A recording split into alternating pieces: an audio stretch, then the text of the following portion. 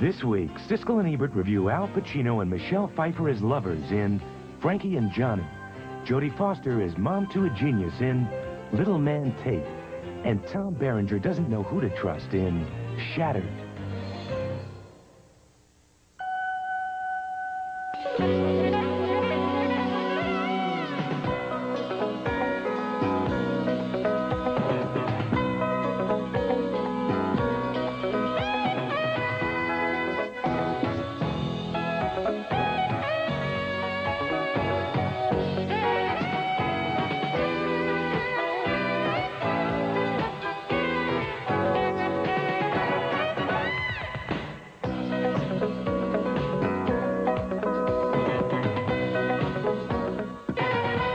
Do to make you respond? I mean, can I start writing you little notes? I don't respond to little notes. Don't start writing me notes. Al Pacino and Michelle Pfeiffer in Frankie and Johnny, the new film from the director of Pretty Woman and one of 5 new movies we'll be reviewing this week on Siskel and Ebert. I'm Gene Siskel of the Chicago Tribune. And I'm Roger Ebert of the Chicago Sun-Times. Our first movie is an offbeat love story named Frankie and Johnny about lonely people who live closed-off lives in the big city. Frankie, played by Michelle Pfeiffer, is a waitress in a Greek restaurant, and Johnny, played by Al Pacino, is an ex-convict who goes to work there as a short-order cook. These eggs don't look runny. Mr. DeLeon likes them runny. They look runny to me. They're pretty runny. It's a regular. Who can argue with that? And who can argue with you? Thy head is full of quarrel, like an egg is full of meat. William Shakespeare, Romeo and Juliet. I'm reading it now. The director, Gary Marshall, wants to place these characters in a setting of other lonely people, including Jane Morris as a waitress who's a loner, and Kate Nelligan as one who's a cynic. Yeah, Helen's still out. Nick thinks she'll be back tomorrow. You know what your problem is? You're too picky. Women like that always have opinions about women like us. Frankie resists Johnny's advances as long as she can, but one night, some truth gets told. We fit like peas in a pod, like a lock and a key. I'm not so sure I like where your key's been. I like the performances in this movie, the way Pacino and Pfeiffer give their characters little spins of eccentricity and humanity. But one of the problems with Hollywood is that it persists in using stars in roles that don't really fit the stars. Frankie and Johnny is based on a play by Terrence McNally about a plain and plump and isolated woman, played by Kathy Bates on Broadway. Michelle Pfeiffer is a wonderful actress. She's good in this movie, but she is also a beautiful woman, and Al Pacino is a great-looking guy, and the fact that these two people could be attracted to one another is not necessarily terrific news for all the other lonely and unpopular people in the world. I felt there was a kind of a bottom line of implausibility to this casting. And so you're voting thumbs down? Yes. Okay, I'm voting thumbs up. And you know, I like the picture for the things that you mentioned. What Gary Marshall does, in addition to these 2 characters, there are a number of sequences scattered all throughout the picture, montages of people huddling up at night together or sleeping alone. And those sequences, which, you know, he came up with, really do, I think, sell the story. And I think that of the 2 people, I think that Pfeiffer does a real good job of, I don't think it's just a question of her not understanding why he's coming on to her. I think she knows that. I think this woman has been hit on countless times in her life. And I think I bought her great looks and all, I bought her as a victimized, fed-up woman, and so I liked it. The only part that I didn't like is I didn't buy Pacino in the character. I thought he's got a one-note character, trying to turn her on and, you know, and come on, lighten up and all that. And I didn't buy him at all. A lot of his dialogue read very much as if it were written. Absolutely. I mean, we know that as an ex-con, he spent a lot of time in prison reading, and now he quotes everything that he read. A lot of Shakespeare. And that is more of a playwright or a screenwriter's conceit, I think, than it is what a real person would do. That's the problem I have. But another problem I have with the film is that a lot of it is just kind of slow. I felt that her character unfolded, and as you said, later there is pain revealed, and that's where I thought the drama was. I'm recommending it with the provision of the Pacino, I think, is a bad character. Okay. Our next movie is named Homicide. This is a terrific film, the disturbing new psychological drama from writer-director David Mamet. This is his 3rd feature, coming on top of his great career, of course, in the theater, and it's a most absorbing, disturbing, entertaining film telling the story of a smart Jewish detective who suffers an identity crisis when he tries to solve the murder of an elderly Jewish woman shopkeeper. The The fine actor Joe Mantegna, a David Mamet regular, plays the detective Bobby Gold. William H. Macy plays his admiring partner. How come you always got to be the first one through the door? So brazen. Bobby Gold's main skill, in addition to his bravery, is his ability to talk. Here he tries to get the mother of a cop killer to help bring her son to justice before he's killed on the streets. It's a scene designed to link the suffering of black Americans with that of Jews worldwide. We're the garbage men. You think I don't know that? I know that. Looking for something to love. You got something to love. You got your boys. That's something. Look in my eyes. I want to save your son. Hey, not my people, baby. So much anti-Semitism last 4,000 years, we must be doing something to bring it about. When Bobby goes to the home of the murdered old woman, he reveals himself as a self-hating Jew, feeling somehow responsible and embarrassed by the millennia of Jewish suffering. You're a Jew and you talk that way in the house of the dead. Do you have any shame? Sorry about your grandmother. No one asked you to be sorry. No one asked for your sympathy. We would have appreciated your respect.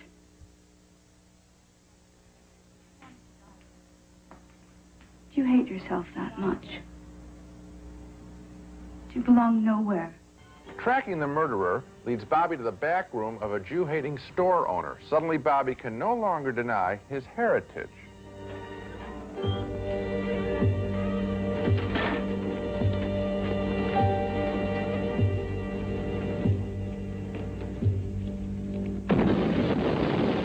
Homicide works well in so many ways. On the simplest level, it's actually two thrillers, the search for the cop killer and the search for the killer of the old lady.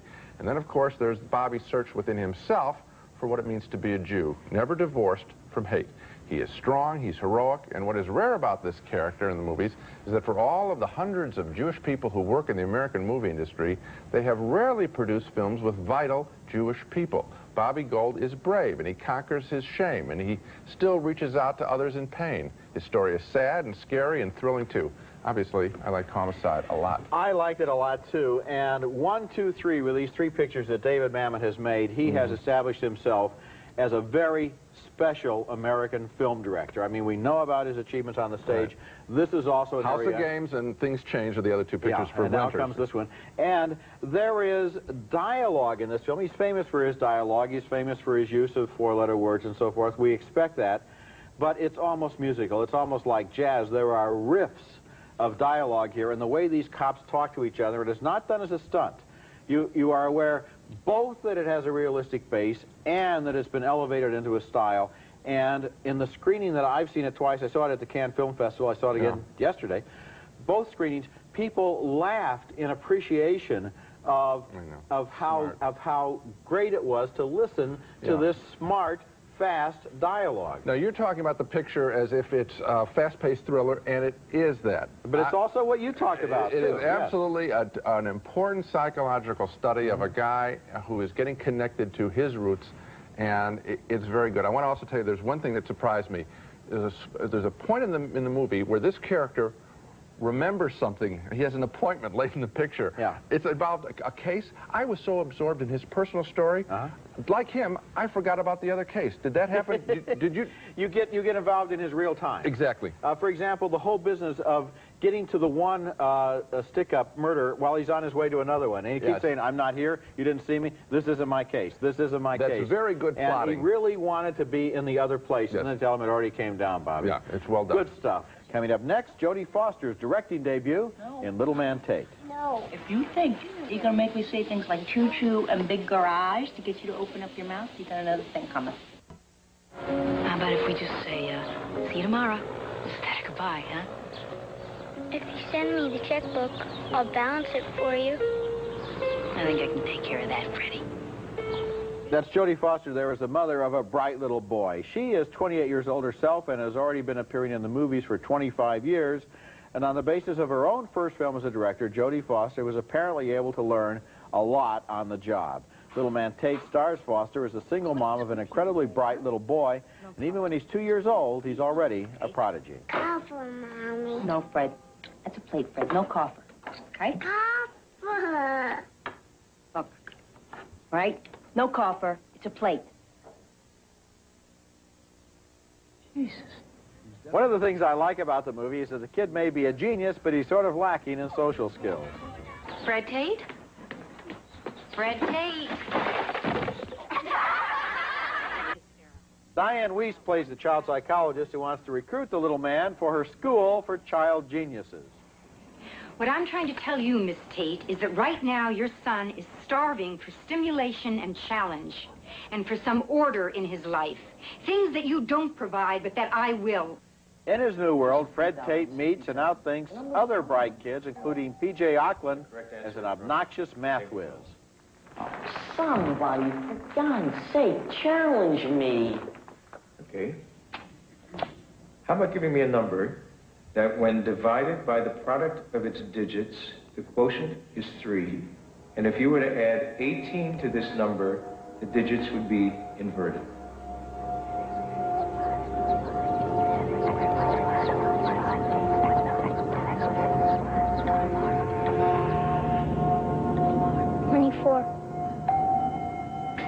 That is correct, David. And the character of that older kid there who bills himself as a mathematician is one of the real treasures in this movie. This is a completely original film with a lot of off-the-wall humor in it, and some of the best scenes involve the weird relationships between all of the students at that school for geniuses. Diane Weiss creates a really original character in the child psychologist who doesn't exactly relate to the kids at all. She doesn't talk to them. She dictates to them like they're telephone answering machines. Adam Han-Burt is a complete movie original, bright and gifted, but also a little kid who needs his mom and doesn't quite understand the world that he's in. And I like the way Foster's character refused to let herself be bulldozered by the child experts.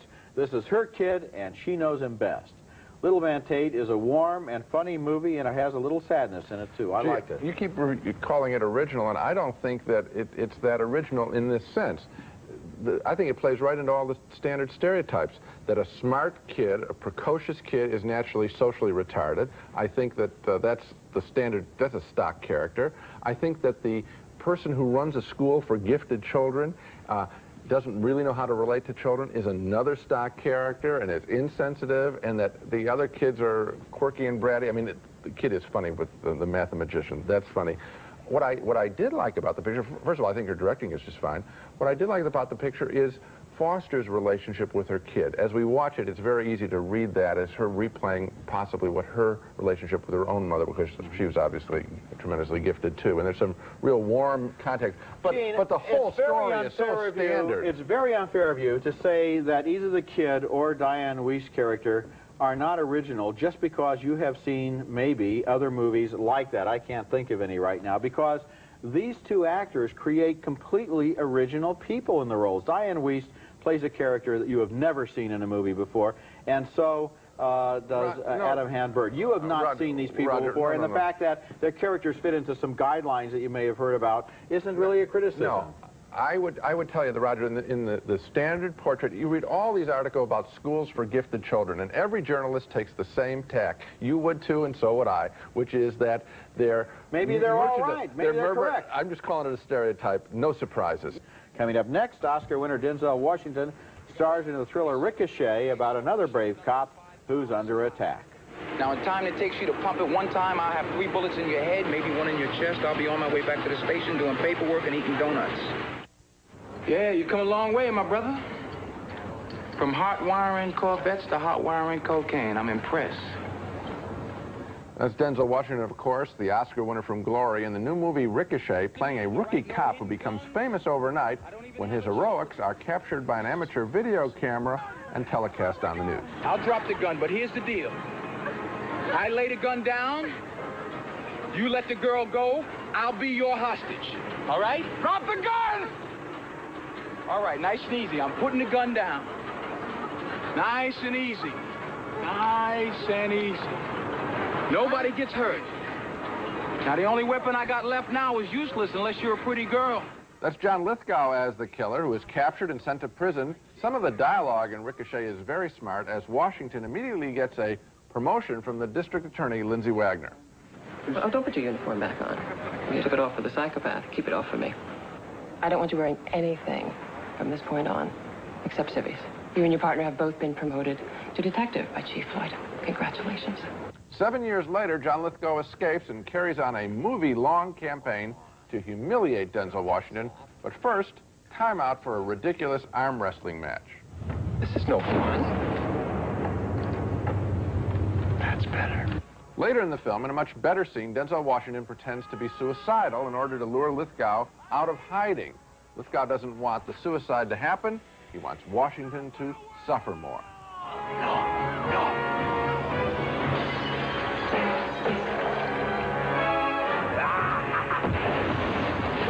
For all of its stylishness, Ricochet regularly undoes itself with highly improbable scenes.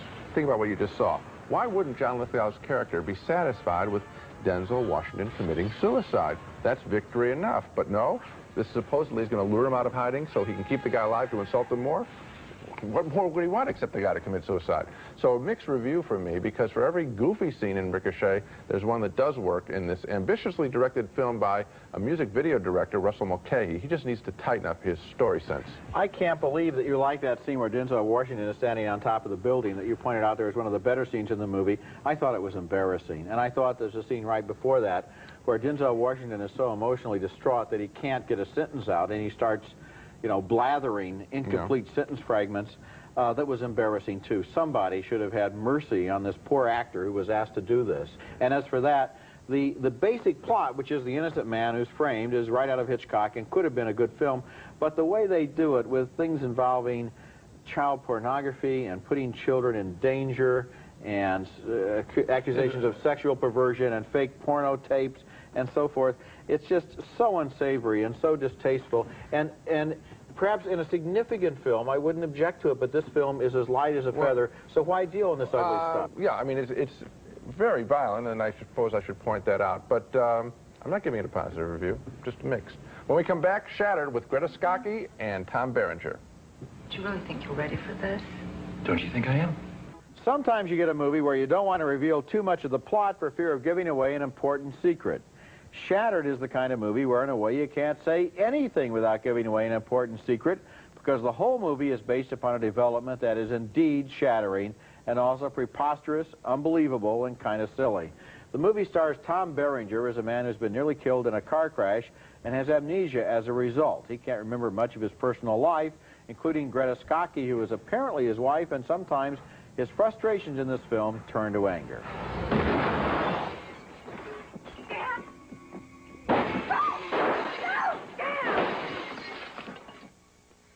Bob Hoskins co-stars in the movie as a private eye who is retired to run a pet store, but still can't let go of this particular case. Don't you find it a little odd that on the same day you gave me those pictures, my wife and I had a terrible accident? She gets thrown out with hardly a scratch. I wind up looking like hamburger. Then there's the mystery of the red sports car and a driver who seems to want to kill them. Get out of it!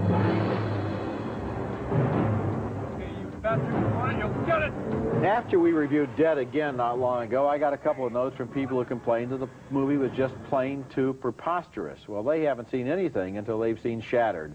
The movie's basic premise is completely unbelievable, and so are a couple of other elements, including the explanation, Gene, of why Bob Hoskins is still alive at the end. That was a classic. I guess I wouldn't even mind the plot so much if the movie made us really care about someone, but it's so busy playing switcheroos that we end up more puzzled than involved. Well, for a while there, I was trying to outguess the picture, and then when it resolves itself, you feel like you weren't really being played fair with, and that's the problem. That's a big problem. You should have some inkling of what's going on, and it's very hard to come up with this one.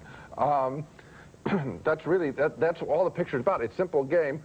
You know, what's really going on, who's tricking this guy, and that's it. You find out the answer. Like, they could have handed you that in an envelope for all of the impact it has. Another little, just one little tiny loose end. Not only didn't I believe how Bob Hoskins that's ridiculous. Saved himself, but how did he then get his arm bandaged, get into a helicopter, and arrive at the next scene within the next 5 minutes? Well, it's time for the movie to end. Everyone's got to get in shape. That's right. Coming up next, our video pick of the week, one of Al Pacino's best performances, much better than his work in Frankie and Johnny. As I mentioned in my review of Frankie and Johnny at the top of this show, I felt Al Pacino was playing down to his working-class character in that film, but that wasn't true back in 1973 when Pacino lit up the screen in Sidney Lumet's Serpico, playing an honest street cop blowing the whistle on a corrupt New York police department. I'm sure there is a young generation of moviegoers who have never seen Serpico. This recommendation is for them. Now let's recap the movies we reviewed on this show. A split vote on Frankie and Johnny. Roger didn't like the glamorous casting, but I was touched by the performance of Michelle Pfeiffer.